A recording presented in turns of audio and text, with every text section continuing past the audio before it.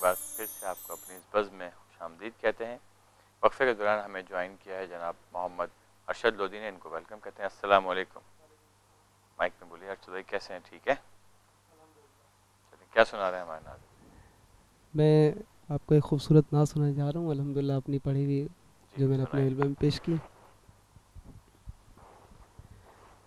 اللہم صلی علی سیدنا و مولانا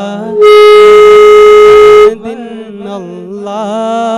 اللہم صلی علی سیدنا و مولانا محمد وعلی آلہ وصحبہ وبارک وسلم، اللہم صلی علی سیدنا و مولانا محمد۔ سرکار کے روضے کو ترستی ہے یہ آنکھیں، سرکار کے روضے کو ترستی ہے یہ آنکھیں، دیدار محمد میں برستی ہے یہ آنکھیں، برستی ہے یہ آنکھیں، سرکار کے روضے کو ترستی ہے یہ آنکھیں، دیدار محمد میں برستی ہے یہ آنکھیں، برستی ہے یہ آنکھیں، سرکار بلا لے ہم سرکار بلا لے، سرکار بلا لے ہم سرکار بلا لے، ہم سرکار بلا لے، اس بات کی دھن ہے انہیں بس دیکھ مدینہ، اس بات کی دھن ہے انہیں بس دیکھ مدینہ، اس شوق کے جنوں میں نہیں تھکتی ہیں یہ آنکھیں، دیدار محمد میں برستی ہے یہ آنکھیں، برستی ہے یہ آنکھیں، سرکار کے روضے کو ترستی ہے یہ آنکھیں، دیدار محمد میں برستی ہے یہ آنکھیں، برستی ہے یہ آنکھیں، اٹھ جاتی ہے جس سمت تو رحمت ہے برستی، اٹھ جاتی ہے جس سمت تو رحمت ہے برستی، پیغام خدا خلق کو دیتی ہے یہ آنکھیں، دیدار محمد میں برستی ہے یہ آنکھیں، برستی ہے یہ آنکھیں، سرکار کے روضے کو ترستی ہے یہ آنکھیں، دیدار محمد میں برستی ہے یہ آنکھیں، برستی ہے یہ آنکھیں، شاید کہ کمی ان میں ہے جلووں سے ہے محروم،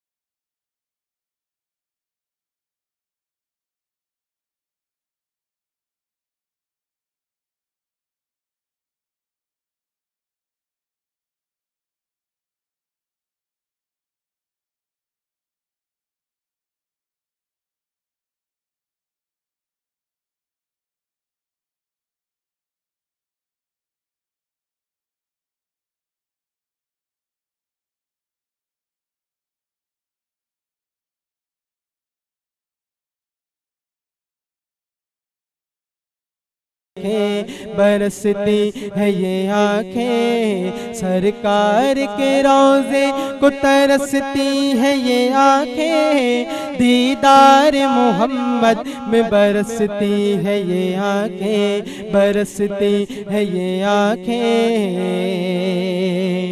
امت کے لیے امت کے لیے ہم سب کے لیے امت کے لیے روئی جون آنکھوں کے صدقے امت کے لیے روئی جون آنکھوں کے صدقے اعظم کو بھی تو اپنا سمجھتی ہے یہ آنکھیں دیدار محمد میں برستی ہے یہ آنکھیں برستی ہے یہ آنکھیں سرکار کے روضے کو ترستی ہے یہ آنکھیں دیدار محمد میں برستی ہے یہ آنکھیں برستی ہے یہ آنکھیں سرکار سرکار سرکار کے روضے کو ترستی ہے یہ آنکھیں دیدار محمد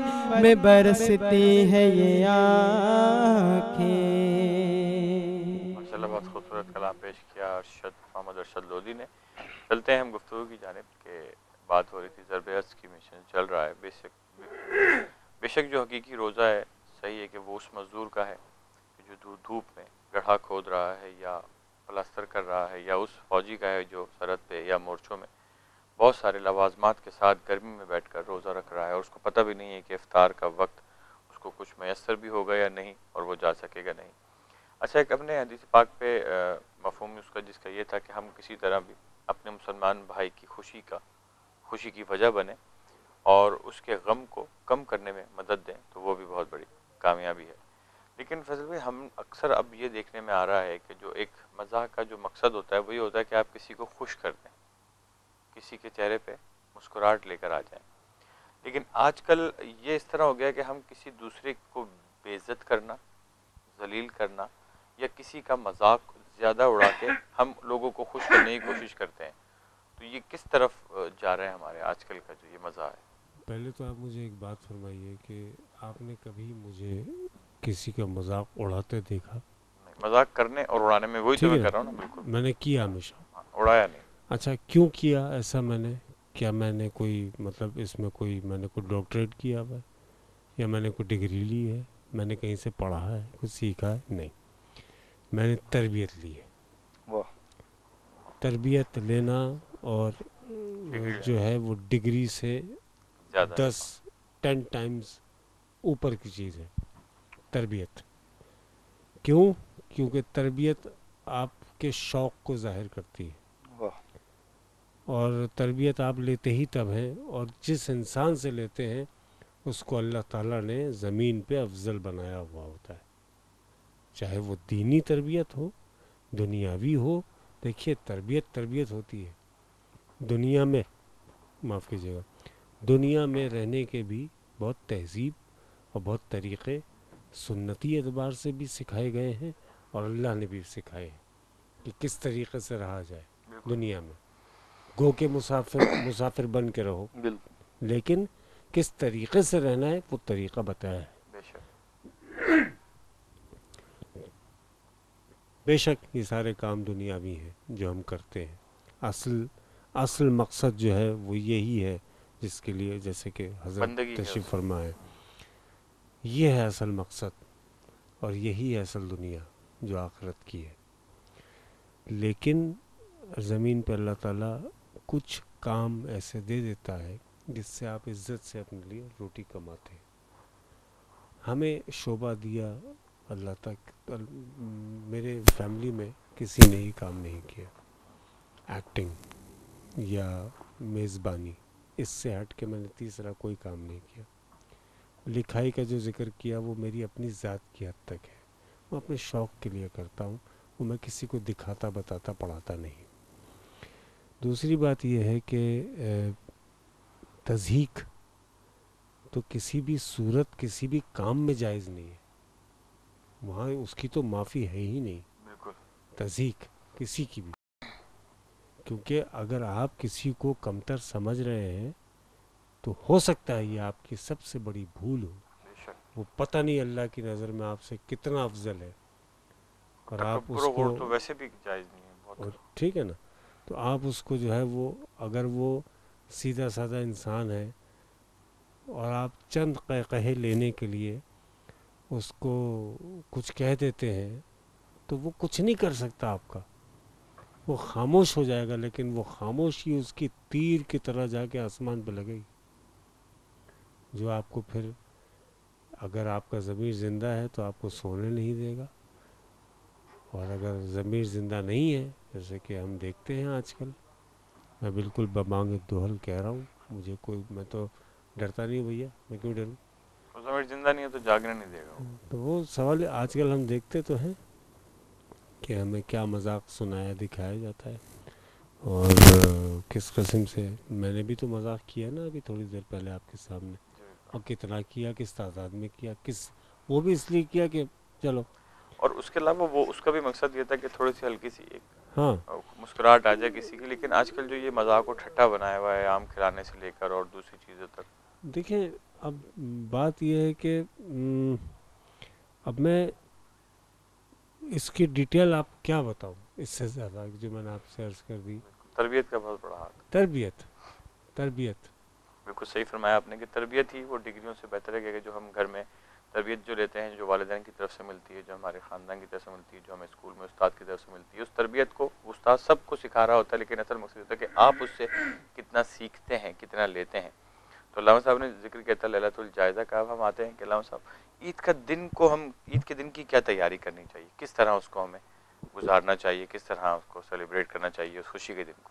آپ کی اجازت ہو تو پہلے میں فیصل بھائی کی اس بات کو آگے بڑھاتا جی ہوں بالکل. کہ ہمارے دین میں بھی مزاح کی اجازت دی گئی ہے, لیکن طنز کی اور مذاق اڑانے کی قطعی اجازت مذاق نہیں ہے. کرنے کی وہ بتایا نا انہوں نبی نے. کریم صلی اللہ علیہ وسلم کا اللہم اپنا صلی معمول اللہ. تھا, آپ کے بہت سے واقعات ہیں, آپ جب سیرت کی کتابیں پڑھتے ہیں تو آپ کے لبوں پہ مسکراہٹ پھیل جاتی ہے, کیا ماشاءاللہ خوبصورت انداز ہوا کرتا تھا, کہ ہمیشہ اگلے کی دلجوئی ہوتی تھی, اس کا خون بڑھ جاتا تھا اور وہ چہرے پہ خوشی کے آثار لے کے واپس جاتا تھا. ایک بڑھیا آئی نبی بالکل, کریم ہاں, صلی اللہ علیہ وہی میں وسلم آپ کی سے کہہ رہا بارگاہ میں, کہا کہ مجھے اونٹ چاہیے. آپ نے فرمایا نہیں, اونٹ نہیں, میں تمہیں اونٹ کا بچہ دوں گا. وہ پریشان ہو گئی, تھوڑا سا اس کے چہرے پہ ایسے آثار آ گئے, تو آپ نے جب اسے تھوڑا سا وہ ہوتے ہوئے دیکھا تو آپ محسوس ہوئے, فرمایا کہ ہر اونٹ کا بچہ ہی تو ہوتا ہے. کتنی پیاری بات. جی. اور پھر جو ہے وہ ایک دفعہ مولا کائنات علی المرتضیٰ رضی اللہ تعالیٰ عنہ کے ساتھ آپ نبی کریم صلی اللہ علیہ وسلم بیٹھ کے کھجور تناول فرما رہے تھے, تو آپ کھجور کھانے کے بعد اس کی گٹھلی جو ہے وہ مولا علی کی گٹھلیوں کے ساتھ ملا دیتے تھے, اور پھر جو ہے تھوڑی دیر بعد آپ نے دیکھا اور کہا کہ علی اتنی گٹھلیاں, تو انہوں نے کہا جی بالکل اتنی گٹھلیاں تو ہیں, لیکن حیرت ان لوگوں پہ ہے جو گٹھلیوں سمیت ہی کھا گئے. اللہ اکبر کبیرہ. اسی طریقے سے جو ایک صحابی تھے, اللہ اکبر, ان کا نبی کریم صلی اللہ علیہ وسلم سے پیار کا کیا عالم تھا. دیکھیے اعمال اپنی جگہ ان کی ایک اہمیت ہے, لیکن اعمال ہی سب کچھ نہیں ہے. ایک صحابی تھے, وہ جب بھی بازار میں کوئی نیا پھل آتا تھا تو وہ جاتے اور وہاں جا کے دکاندار سے کہتے کہ یہ پھل چاہیے مجھے, پھل لیتے, اور اس کے بعد جب پیسے مانگتا تو کہتا کہ یہ نبی کریم صلی اللہ علیہ وسلم سے اس کے پیسے لے لینا, اور وہ پھل لا کے جو ہے وہ سرکار کو کھلا دیا کرتا تھا کہ یا رسول اللہ یہ نیا پھل آیا ہے اور مجھے, میرا دل چاہا کہ میں آپ کو پیش کروں. سرکار بڑے خوش ہوتے کہ جی ہم سے محبت کرتا ہے, آپ تناول فرما لیا کرتے. کچھ دیر بعد وہ بندہ پیچھے آ جاتا, حضرت پیسے چاہیے, تو آپ فرماتے جی پیسے دو اسے. تو کہا کہ پھل آپ نے کھائے, پیسے میں کیوں, پھل آپ نے تناول فرمائے تو پیسے بھی آپ ہی دیجئے. تو اس انداز سے جو ہے وہ ہمیں جو ہے نا وہ تعلیمات ملتی ہیں نبی کریم صلی اللہ علیہ وسلم کی. ایک بڑھیا نے کہا یا رسول اللہ کیا میں جنت میں جاؤں گی؟ آپ نے فرمایا نہیں, بوڑھی عورتیں جنت میں نہیں جائیں گی. وہ ایک دم جو ہے نا مطلب حیران اور پریشان ہو گئی. تو تھوڑی دیر بعد سرکار نے فرمایا کہ جو بھی جائے گی جنت میں وہ جوان ہو کے جائے گی, بوڑھی ہو کے نہیں جائے گی.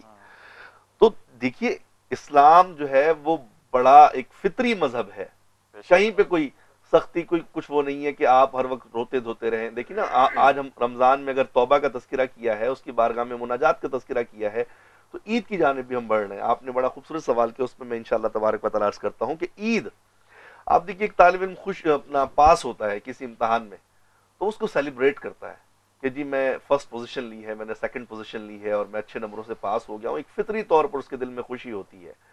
تو اسی طریقے سے ماہ رمضان میں اگر ایک بندہ اللہ تبارک و تعالیٰ کے بتائے ہوئے طریقے کے مطابق اس وقت گزارتا ہے تو انعام میں اسے جنت ملتی ہے. تو بتائیے جنت ملنے پر کس قدر خوشی کا اہتمام ہونا چاہیے. بالکل آپ نے صحیح فرمایا کہ جنت ملنے پر تو بے پناہ خوشی ہونی چاہیے. اور اس وقت ہم تھوڑی دیر کے لیے جا رہے ہیں آپ کے، لیکن واپس آئیں گے.